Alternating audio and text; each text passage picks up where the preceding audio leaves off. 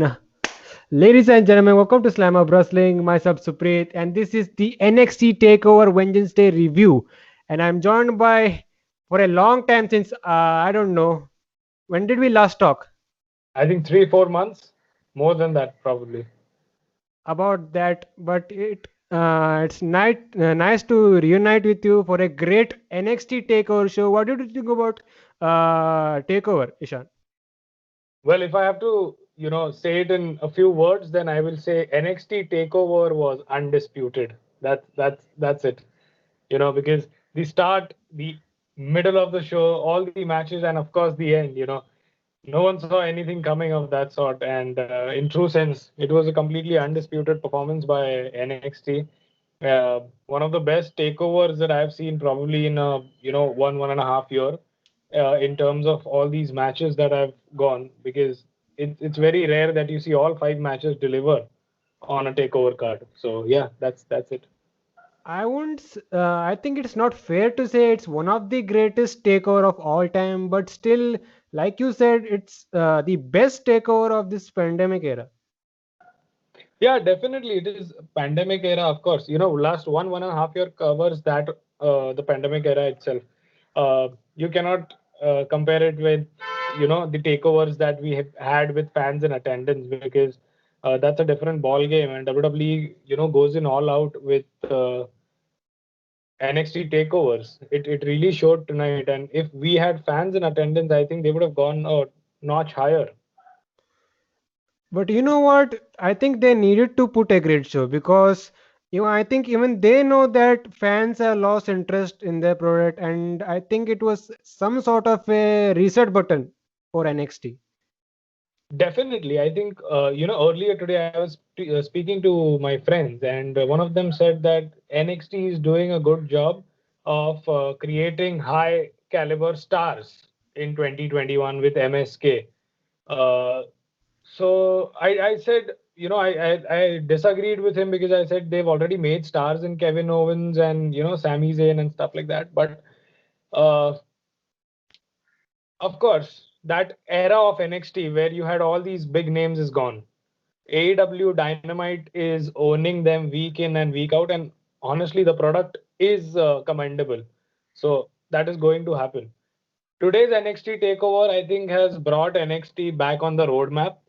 Uh, it has brought NXT to the good old Full Sail University days because the end has me hooked. All these rivalries that are going on in NXT right now have a purpose. It's not thrown in together like Drake Maverick and Killian Dane.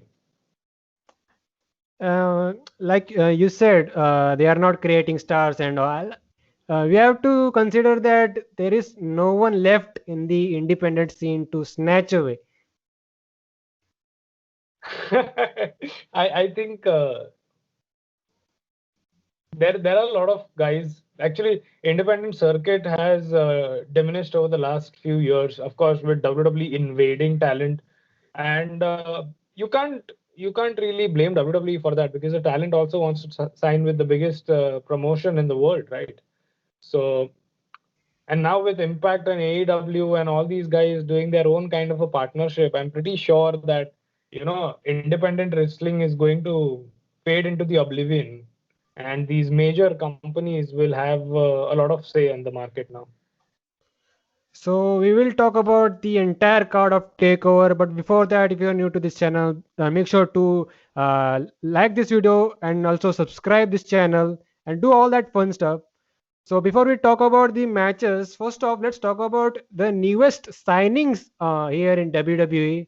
So one of them was on the show, Eli Drake.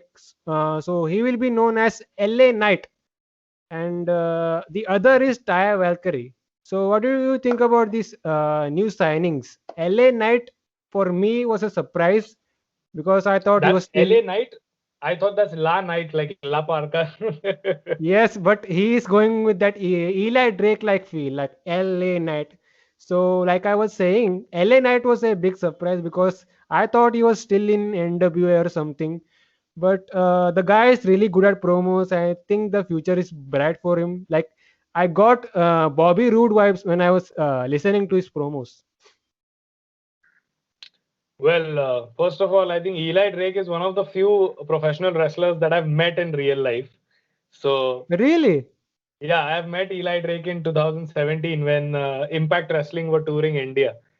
So, had a chance to meet him and click pictures and stuff like that. So it's really fun to see him on NXT.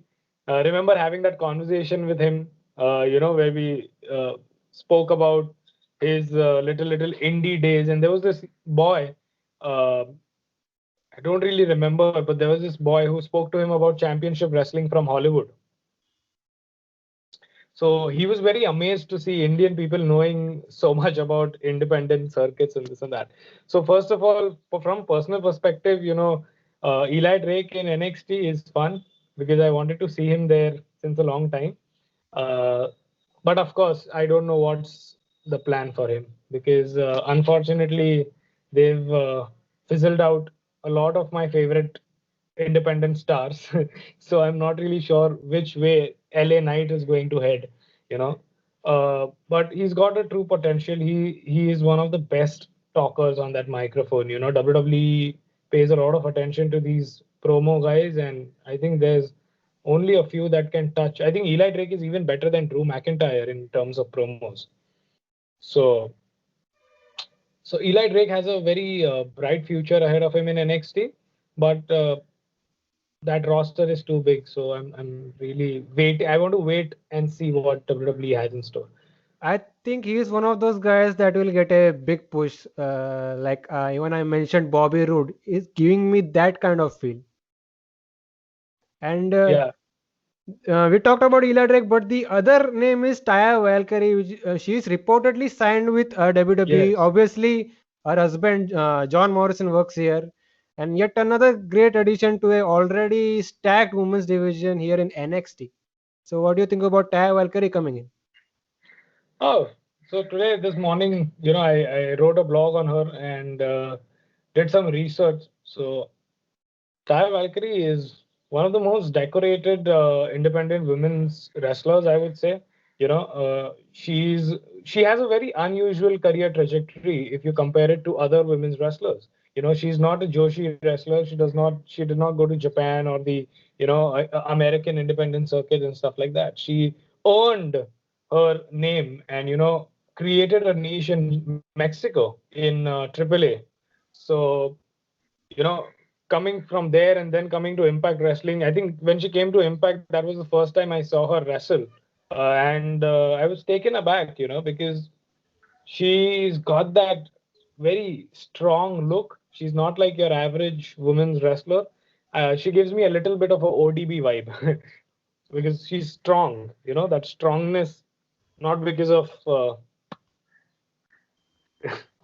the But strength and everything like that. but uh, Actually, a little bit of Beth Phoenix also, because that posture, the strength, and all that.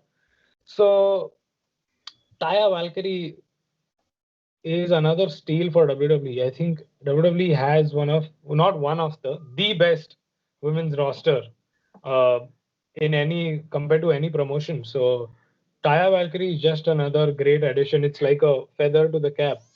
Another interesting thing is what they will do with it because so they've already got Mercedes Martinez. They've got Tony Storm coming in from the UK. They've got other, talent on NXT. There's a lot of talent. So I wonder where she's going to end up. Whether and after seeing her for 3, 4 years, I definitely think she could, directly debut on Raw or SmackDown. She's got that in her. but she's not a big enough name to debut on the main roster. But who knows Yeah, how will they Mike treat her on Kanellis the main wasn't a roster? big name either. Yes. Mike Kanellis wasn't a big name either. Yeah, even I was shocked in 2017 when he came to the main roster. Yeah, true But love.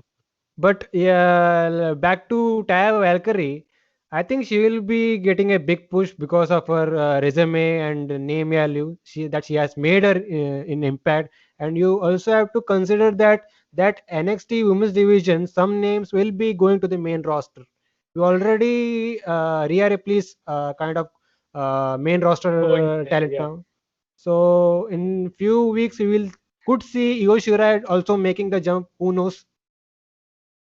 So that's that about Taya Valkyrie. And let's talk about the first match of the night here. It was it was actually the finals of the Women's Dusty Rhodes Tag Team Classic. It was Raquel Gonzalez, Dakota Kai versus Shotzi Blackheart and Ember Moon.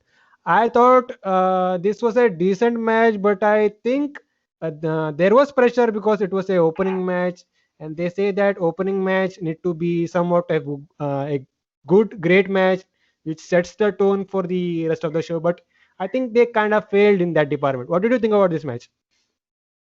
Um, Honestly, it was just another women's tag team match that I would see on NXT TV. You know, nothing great, no great shenanigans.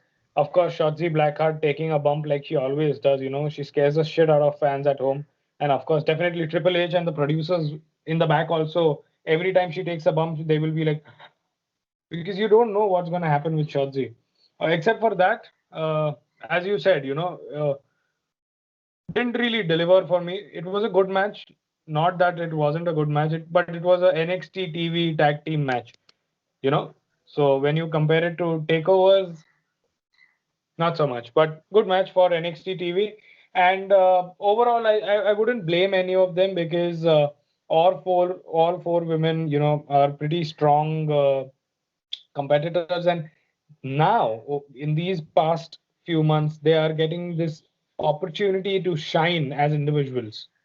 So it's a testing time. It's tough for as women to open the show and to set the tempo, but I think they did a good job. I would like to mention Raquel Gonzalez being the MVP here all the time. The way the commentators are building her up, the way the commentators hype her, the way the commentators, sell even when she takes a big move. So when the commentator is selling this athlete to you, you know that this athlete is destined for a push. So Raquel Gonzalez is definitely branching out of this tag team realm. Although they've won this Dusty Classic, I'm you know I'm more intrigued to see Raquel alone. But overall, good match. But NXT TV, as I said. And I think they were the right winners to win this Dusty Rhodes Tag Team Classic. And I was actually saying this for the past year and so that these two should go after the women's tag team titles. So, anyways, so the match, the ending part, we saw Gonzalez. She tossed Moon off the stage. So Gonzalez then press slammed Sky on Blackheart. So Gonzalez will get the win with her finisher, the one-winged one-handed power bomb. I'm saying one-winged, still in Angel. that AEW realm. Yes. So she won with that one-handed power bomb on Blackheart, and that was it. So about this tag team title match we were talking about, I think I hope they don't do it with who are the tag team champions right now, Nia Jax and Shayna Baszler. Shayna Baszler, yeah. I hope they don't go to that route. Maybe Nia and Shayna can drop to any baby faces, and then we could have this match. Then it would be more fitting. Oh, definitely. Shayna and Naya and Dakota and Raquel both are heels. Both teams are heels. So, of course, the storyline wouldn't be as interesting as it could be with a babyface and heel. Uh, but I think they will go down that route because, here you've got Shayna and Dakota, and then you've got those big powerhouse women with Nia Jax and Raquel Gonzalez. So, and WWE's booking, I've been watching WWE day in day out, despite how good it is, how bad it is. I've been watching it, and I know that they like big people. They like that a lot, and I'm sure Triple H wants to show fans the showcase of Nia Jax and Raquel Gonzalez. If not, I would love Naomi and who's her latest tag team partner, Lana. Lana, to take those away, because that is a proper storyline there with Lana having some issues with Baszler and Jax in the past. So that makes sense that these two baby faces win it, and then these two assholes from NXT, these heels, take it away from them. That makes sense, and that would you give more empathy to the baby faces also. अरे अब भी तो जीते और अब भी हार गए. And plus, putting the titles on Dakota and Raquel will give more importance to those tag team titles, because we have already seen the depth of tag team wrestling in NXT. Right. So let's see where they go from that. And so the second match was Johnny Gargano versus Kushida for the NXT North American Championship. And I think this match here, the second match, did set the tone for the entire show. So what happened was Gargano was backstage with all the members of the Way faction. And correct me if I'm wrong, but something happened to Austin Theory, right? Austin Theory, I did see him coming, all right, but just as they were walking down to the stage area, Austin Theory left. Like he just, Disappeared. backstage, disappeared backstage, and then Johnny Gargano came to the ring with Indy Hartwell and Candice LeRae. I don't know why. I just, I wondered if Theory is going to come out later in the match from somewhere else and cause a distraction, but he didn't. I just wonder why Theory wasn't on stage. I got a theory on this angle. I will get to that after I'm done with this match. So Candice and Indy go search for Austin Theory in the back. So as a result of this, we are getting a fair contest because nobody is there to distract and do stuff. So as expected, a really good match between Gargano and Kushida. And I thought Kushida was going to win, but at the end, a great decision to have Gargano still as North American champion. What did you think about this match, Ishan? Honestly, I wanted Kushida-san to win because it's been a long time coming for the man, and with the kind of push that has started recently on NXT for him, uh, NXT Takeover Wednesday seemed like the perfect day for him to win the North American Championship. But when you think about it, when you think about the long-term booking, uh, it's a smart decision to have Gargano retain, and this match. The moment this match was announced, I knew that it is going to be a stellar match. Johnny Gargano is called Johnny Takeover for a reason, man. He's got the most five-star matches in WWE in recent times, if I'm not wrong. Yes. Right? He's like the Kenny Omega of WWE. So when it comes to getting five-star matches, so Johnny Gargano is there. Then you've got somebody as skilled as Kushida. It was great. For a moment, I thought that this match would actually end 10 minutes before it was supposed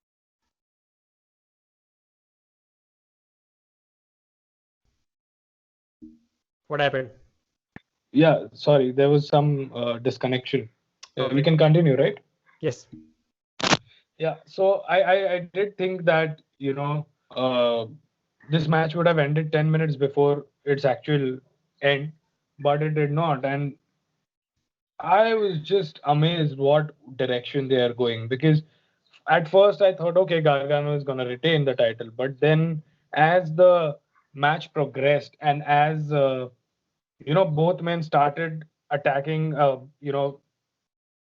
their arms and stuff like that, I started to wonder if this thing is going Kushida's way. And it looked like it when he had got that, Spanish fly. He hit that Spanish fly and directly hooked him on to the Hoverboard. hoverboard lock. I was like, this is the end. Kushida is winning it. But then somehow Johnny Takeover wants to go and grab that bottom rope there. You know, these little things in that match really set the tone for me. Really gave me like, okay, yeah, I'm ready for the next match. Get me on. Just bring it on. So definitely a great match. If I was Dave Meltzer, I would give it 4.75. So one thing, like you said, Johnny Gargano was being Johnny Takeover, but at the same time, he didn't leave his heel character. He did a great job being the heel in this match. So let's go through some of the highlights here. So they start with some technical wrestling, of course. So Kushida was softening the arm, like you said, of Gargano, while Gargano also targeted Kushida's neck after a hanging neck breaker. So there was a great spot where Kushida had Gargano in a hammerlock on the top row, but Gargano counters into a spinning superplex. So final parts of the match saw both men to the outside. Kushida runs towards Gargano. So Gargano tried to escape, but Kushida kicks the arm. So Gargano actually whipped Kushida's neck. So one final bit on the ramp and yet another one inside the ring for the win, and that was it. Really good match. So you were saying anything you wanted to add regarding this match?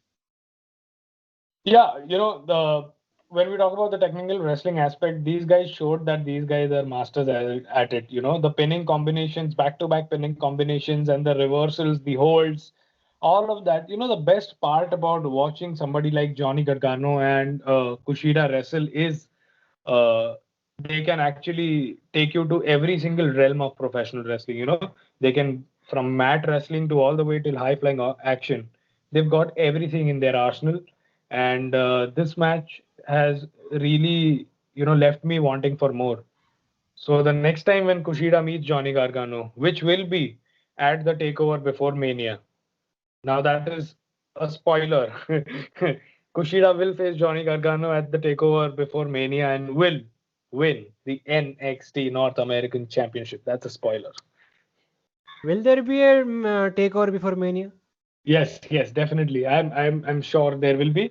If not, they will do it in these 2-3 months only. That is what my idea is.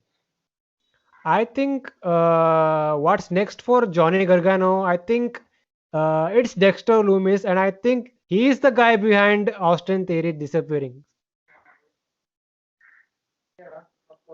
Yes, the last time also, Dexter Loomis used chloroform and something to get Austin Theory off, right? Yeah, but this time I did not see anybody putting him. I don't know if somebody might have pulled him because, we couldn't see the other side, the left side where he disappeared. So you never know. Dexter Loomis is a guy who can be anywhere, anytime. Weird man. Samuel Shaw. So, so I think Dexter Loomis is next for Gargano. But you talked about Kushida, and you said you pitched an idea for him having that rematch with Gargano.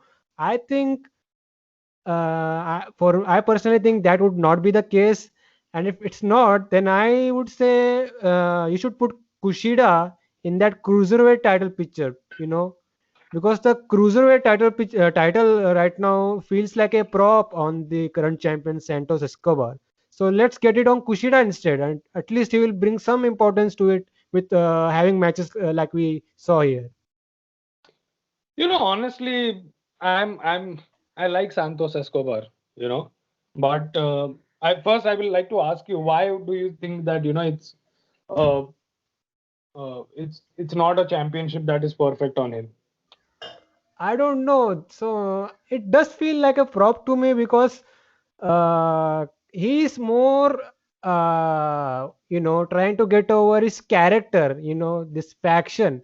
The championship feels like a secondary thing when I see Santos Escobar.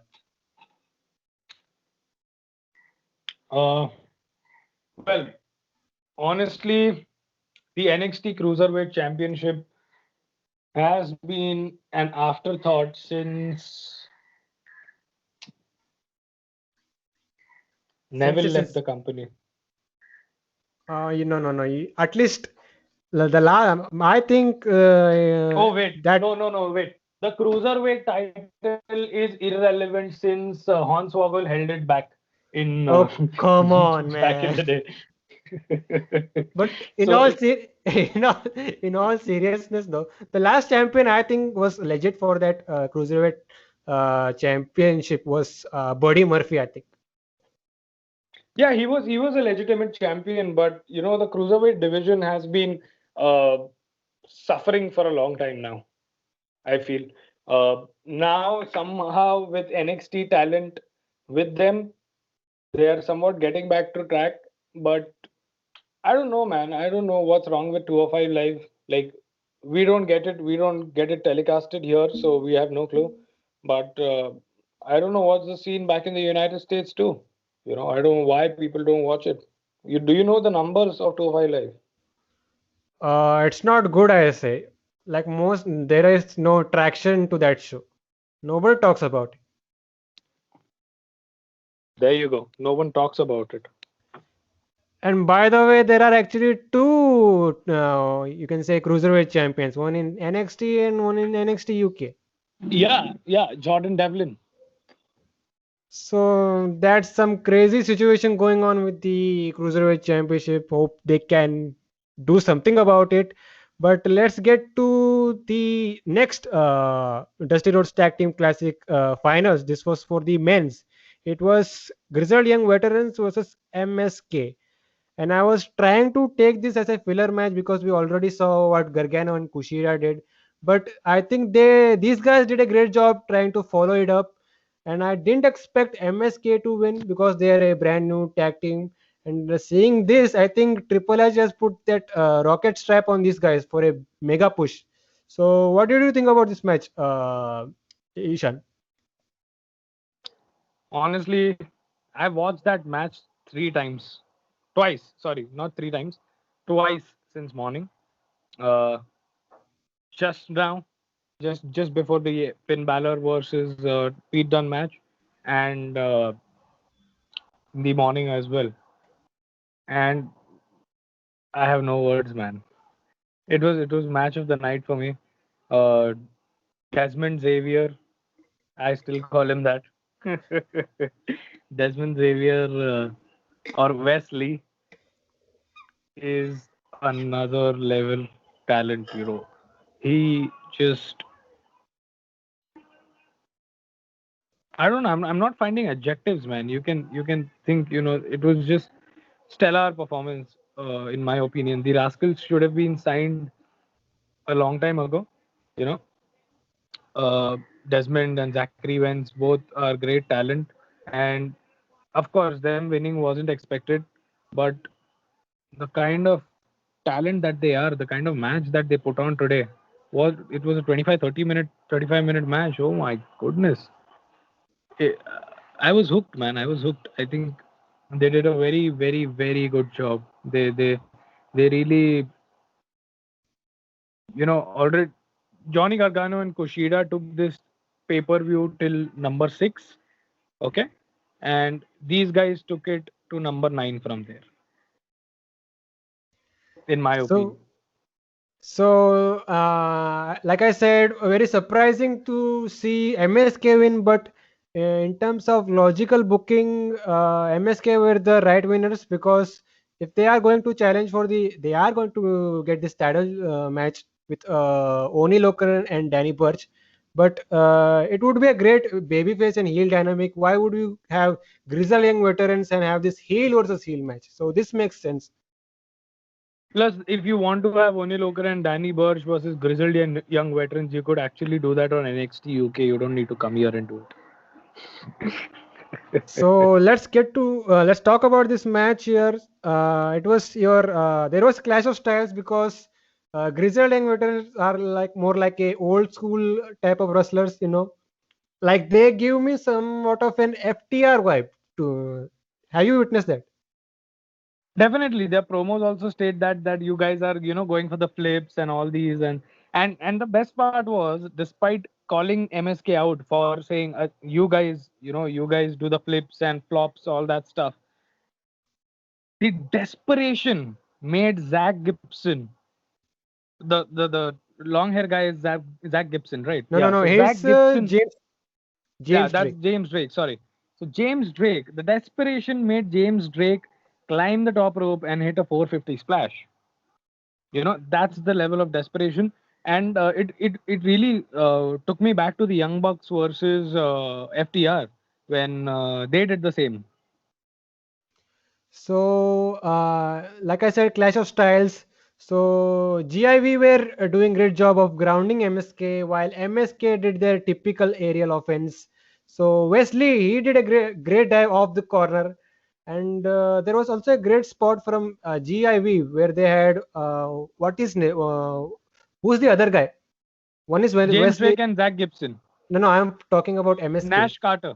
Yes, so they had uh, Carter in an electric chair of some sort of move. So they do a doomsday suicide dive of kind of combo move. So at the end, it was MSK who had a blockbuster heart attack combo move. So this got them the victory, and that was it. So MSK is getting that future title opportunity with Birch and Lorcan. So what do you think? Should they put the titles on MSK? I think they are going to. I I don't think mind. I think I think if they are giving this young team this rocket to win the Dusty Tag Team Classic when there are great teams in the lot, then I definitely feel they could go on to beat Burge and Lockin for the tag team championships. And considering the age factor that MSK has with them, the athleticism and the experience in this young age, it only gives them. Matt Hardy is saying that Private Party will be the next Hardy Boys. You know, but looking at MSK, I am getting the new Hardy Boys feel in them. And the best part is they don't copy the Hardy Boys. We'll have to wait and see how that all turns around. But Yeah. coming up next, I just hope WWE doesn't build them up like Hardy Boys. Like I don't want to see Hardy Boys copy paste, build again. yeah, the other thing, I think it was last week, I guess. So MSK had some tag team match. I think it was one of the qualifying matches, and I think it was against Legado del Fantasma. So the NXT people that were in the crowd, they were actually against MSK and actually booing MSK. Well, I don't know. I don't know what the fan criteria is in NXT to be honest. Uh, but in my opinion, I guess those are just the familiar guys that are there in the performance center and who live nearby in Orlando and stuff like that. So these are selected fans that who go there. You know, WWE selects these fans. So of course these guys might be more familiar with Raul Mendoza and Joaquin Wild, and that is the reason. Maybe I don't know. I need to go to the Capital Wrestling Center once and feel that atmosphere. It's a lifelong dream. We will get that feeling when NXT India comes. I don't know when. So let's talk about the next. It was for the NXT Women's Championship, a three-way: Io Shirai, Mercedes Martinez, and Tony Storm. And sadly, this felt like a filler, but still great effort by all three ladies. And of course, the highlight of the match was Tony Storm. She was just setting up the table, and it collapsed. LOL Oh, moment of acha. the night. Acha, acha. Okay, so yeah, okay, you're talking about the table spot. Okay, yeah. Otherwise, yeah. See, of course, Tony Storm is the highlight of the night on normal days also. And before getting on this review, I watched that clip again, and you could see that it was actually Vic Joseph. Because of him, the table broke. Oh, is it? Go watch that clip again. It was actually Vic Joseph. So he actually put force on that table, and it collapsed. Oh, oh my God. Oh my God. So it's time we Damn, I, wish. I hope WWE doesn't pay attention to this because Triple H said on the post takeover media call today that Vic Joseph is finding his own now with the commentary and this. Like he had some high praise for Joseph, so I don't want Joseph to go out for this mistake. So even after that botch, they still managed to improvise when Shirai did a dive off that steel structure. So at the end, it was Martinez and Storm exchanging some moves. So Storm got a two following her Storm zero finisher.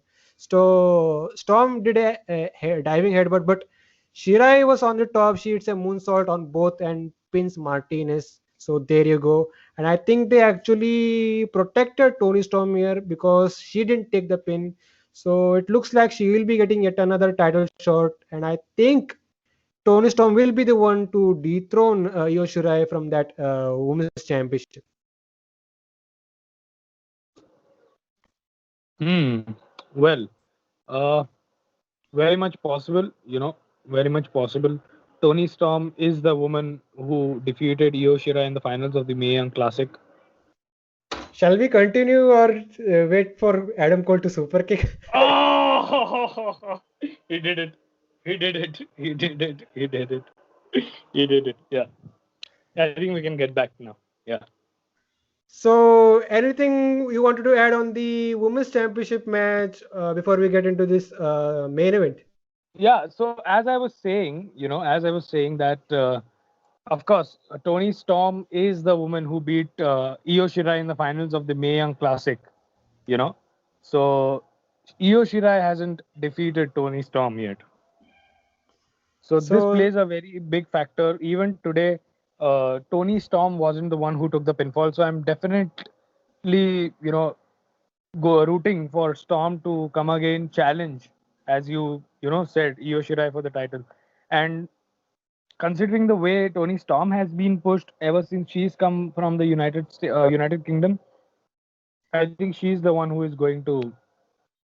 I agree. She's the one who is going to dethrone Io Shirai for the NXT Women's Championship. But only if Io is going to the main roster. I think it's time that she's going to the main roster because she has done almost everything in NXT. I can't wait for Asuka versus Io Shirai. I just can't wait. I hope at least she gets used well on the main roster and I'm fine. But I don't mind if they give me 10 matches of Io Shirai, only 10 matches per year, but they should be legit, uh, logical matches. They shouldn't be Drew McIntyre versus Randy Orton fighting each week. so before we go to the main event, we had a music video for Cameron Grimes. So this was performed by Josiah Williams and this was great. And I'm actually looking forward to what this new character of Cameron Grimes brings every week. That's not his character, bro. He actually made money in stocks. Do you know that? And can you tell me how did he make this money? Dave Meltzer, Mr. Meltzer himself reported that uh, Cameron Grimes invested in AMC stock and he made some significant money in recent weeks. Of course, he did not become a millionaire, but he made a ton of money. Is that legit? Yes. That's blowing my mind. He said it on the in the Wrestling Observer radio. I, I don't like the man, but I trust the Observer. So still he's gonna get over. Only thing to see is when this live fans come to an NXT show. So let's get into this main event quickly. It was for the NXT Championship. Finn Balor versus Pete Dunne. And I think we have mutual feelings on this one because it was a sort of predictable outcome that Balor was going to retain. But this was great, like similar to Gargano versus Kushida in terms of technical wrestling. But this match here was pure technical wrestling. Like everything happened inside the ring. And I will talk about the post match angle. But what did you think about this match and the outcome? Well, first of all, the outcome, as you said, it was predictable, and it was a no-brainer that Finn Balor is going to retain the NXT Championship. Uh, Karrion Cross will be the one who will take it away, of course. But I'll come to that in the post-match discussion. But talking about the match, Finn Balor and Kyle O'Reilly 1 and Kyle O'Reilly 2. Both matches had set a very uh, good tone and expectation from Balor's next challenger. Pete Dunne lived up to that, and the wrestling style that you spoke about, it is very much Finn Balorish to wrestle in that particular style. When he's working with the guys of his same size, he tends to work a lot with these grappling and mat wrestling moves. You know, so it was really nice to see. Some might say that it's boring, because when it is overdone, it can get a little, it can, take you off the hook sometimes. But I think they did a wonderful job of balancing every aspect in that match, and Balor getting the eventual pinfall victory. But somewhere, there was, in the entire match, there was one thing that was missing. It was some kind of a uh, spice that was missing. And then, when the post match shenanigans happened, then I realized why this particular match did not have a lot of, big festivities uh, that we would otherwise see in a NXT Takeover main event. Nice, but whatever happened after the match, it made sense. Yeah, now I know why they did not keep any spice in the match. But yeah, talking about the match, it was like I said, a pure technical wrestling match, and it was. And what I noticed about this match, if you don't pay attention that much in the beginning, that it will not be that much entertaining compared to what. Absolutely, absolutely. That is what happened when Kyle O'Reilly and Finn Balor faced off for the first time. Yes. I had to watch the match a couple of times because in the morning I did not catch it, from the start, and then I lost it. So similar. I think something similar happened when Timothy Thatcher and Tommaso Ciampa also faced off at Takeover. So Yes. Yes. Yes. their match also was very what do you say, Mat-based technical style. mat based technical style of wrestling. Timothy Thatcher is famous for that. So if you don't watch it from the get go, you're not going to understand a thing about it.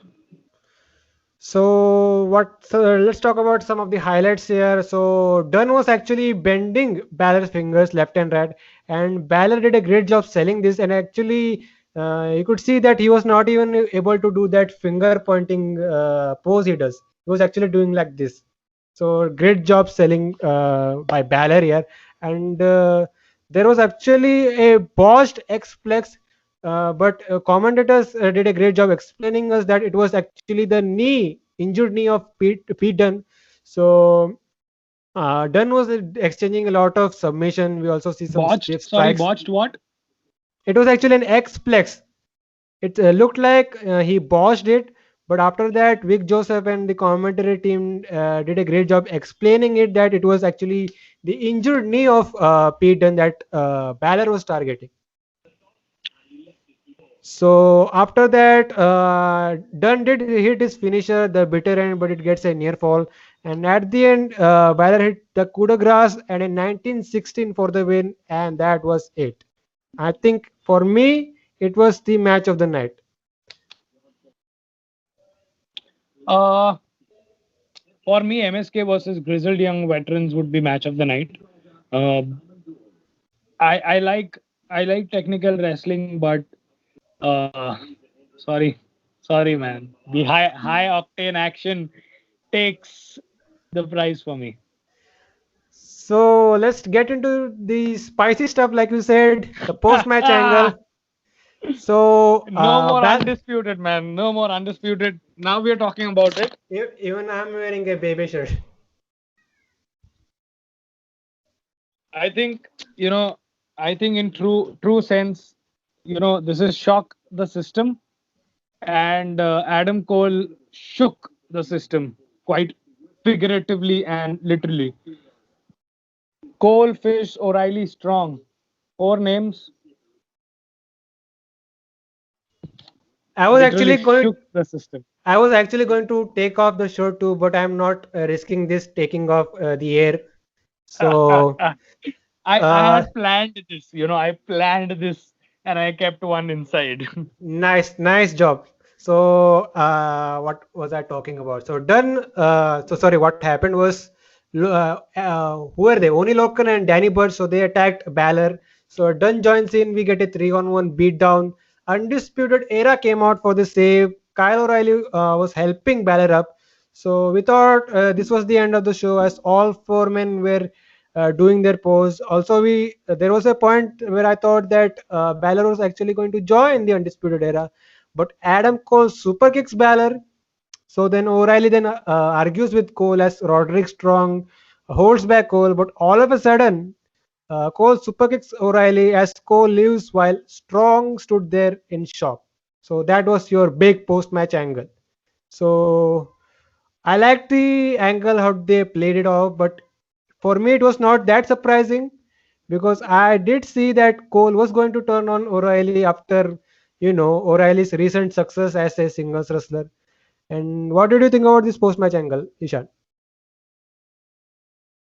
Um, this post-match angle, I think, was one of the most well done angles in a really, really long time. The reason I say this is because uh, WWE hasn't really, put up some really interesting storylines. You know, it's just everyday stuff that I see, and this one super kick, like I expected Kyle O'Reilly, Adam Cole to turn on Kyle O'Reilly, but the Finn Balor thing has left me with a question mark. Bobby Fish is out of action, so my logic says Bobby Fish is out of action. Adam Cole wants to go for the NXT Championship. He puts down Finn Balor. Kyle O'Reilly, being the good guy, Kyle, says, "What the hell are you doing? This, that." Adam Cole then looks at Kyle O'Reilly, remembers, "Oh, you got a chance 2 times. You let the Undisputed Era down 2 times. You're not the one." Kicks him out, you know. So I'm waiting for the explanation, but it makes sense to me. It makes perfect sense. And someone who's watched Adam Cole versus Kyle O'Reilly from their Ring of Honor World Championship rivalry, it's great, man. I've seen them. I've seen these two men go personal on a next level. I've seen these two tear it apart at Final Battle.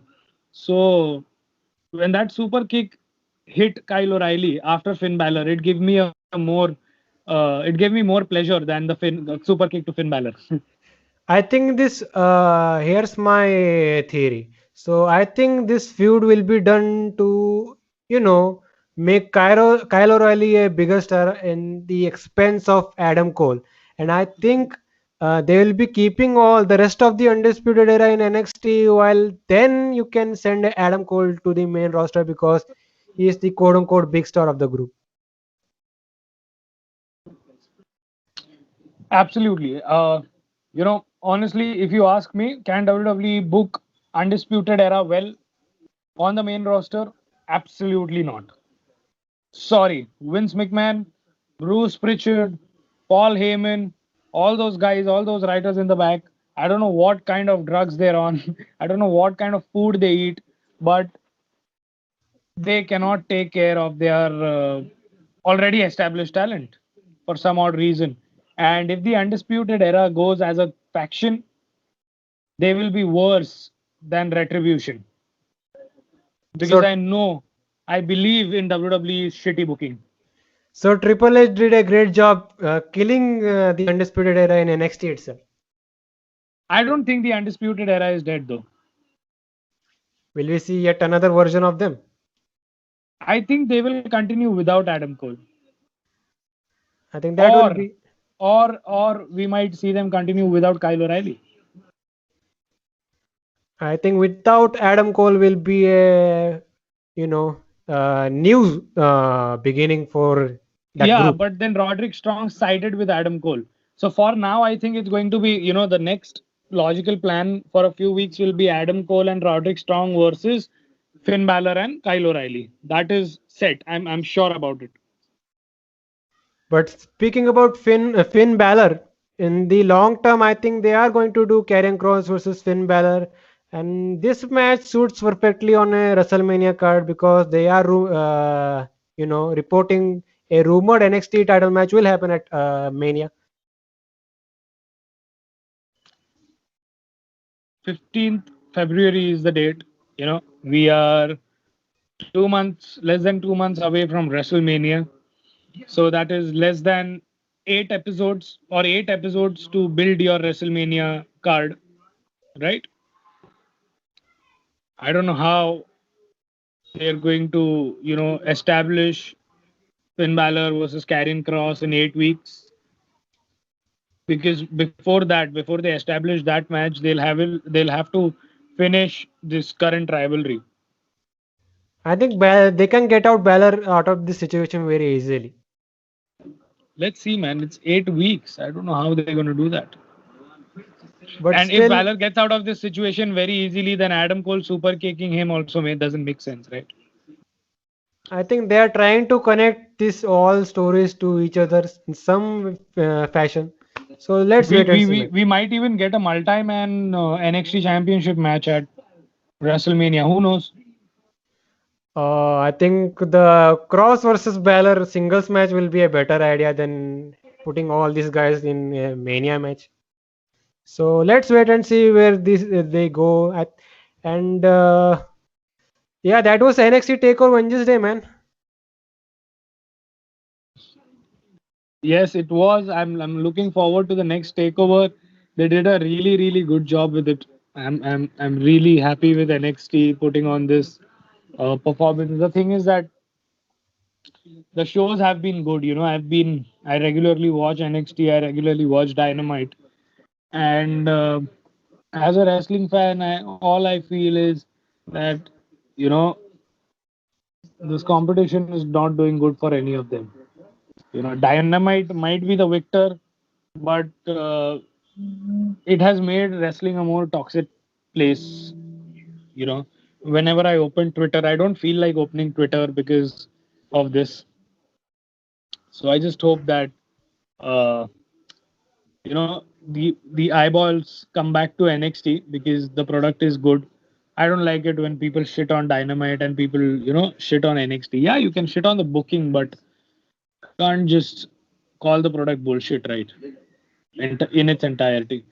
So I think this Vengeance Day takeover did a really good job for NXT. This week's ratings will tell us whether NXT could manage to, get the attention after such a impressive takeover. And I forgot this while talking about this upcoming Cole and O'Reilly feud, but I saw some people comparing this Adam Cole turn to the one we had with DIY when Champa turned on Gargano. I would say that's on some another level because they have established that was actually special. This may be good, but not on that level. See, the thing is that Adam Cole is already a heel, right? He was already a Hmm. heel, then he turned face, and then he's heel again. So when you are a heel, or you have that personality, then people know that you will attack. They know that you will attack. Once you are done eating the raw meat, you will look at me and you will attack, even though I have given you the food. You know, so that's the thing about a heel. Tommaso Ciampa, on the other hand, when they were DIY, they were not heels. Both men were faces. Big time baby faces, and their entire cruiserweight classic journey, their entire NXT journey, their evolve journey, everywhere these guys have been the biggest baby faces they could be. So when Tommaso Ciampa turned on Johnny Gargano, it was equivalent to John Cena turning heel, in my opinion. Because you don't see that, you don't expect that. It's like, oh fuck, did John Cena just turn heel? It's like that. So But I will agree that they could make Cole versus O'Reilly on that level. see, Cole and O'Reilly, they've they've had some great chemistry. So and their rivalry in Ring of Honor proves it. So I don't know whether it was Final Battle or it was Wrestle Kingdom, but these guys can tell a story in the ring, man. They work very well, and they have faced each other thousands of times. They train with each other, so just in for a treat. Let's hope we get some consistency in NXT as we move forward. I feel NXT is pretty much consistent, man. I if you have to compare Monday Night Raw, SmackDown, and NXT, then NXT is the better produced show each week. It goes the 2 hours fly. If you ask me how will you rank the show, I would definitely say NXT, SmackDown, Raw. NXT, SmackDown, Raw. I would actually say Dynamite, SmackDown, NXT, and Raw. Oh no, I'm not considering AEW, Dynamite, and Impact. I'm just talking about WWE shows in general. But yeah, But but now, yeah, I think now WWE can produce their own Survivor Series pay-per-view, Raw, SmackDown, NXT. Impact also can produce their own Survivor Series with Impact, New Japan, AEW. Nice, yeah. These three brands can have a lot of fun. so before we leave, where can these guys find you, Shan? Yeah, so you guys can find me on Instagram. That is WrestleShan, WrestleShan, and you can catch me on Twitter as well. That is the same username. And what else? You can read my blogs on essentiallysports.com/author/Ishan Chavan. You can find Slam Up Wrestling on Twitter at SlamUpW, Instagram at Slam Up Wrestling. And if you don't want to run your YouTube app watching this review, then you can catch this review on audio platforms like Spotify and Anchor as well. So this was I forgot the show here. Takeover Vengeance NXT Day. Takeover Vengeance Yeah. Day. And we will see you guys next time. Peace. Peace out.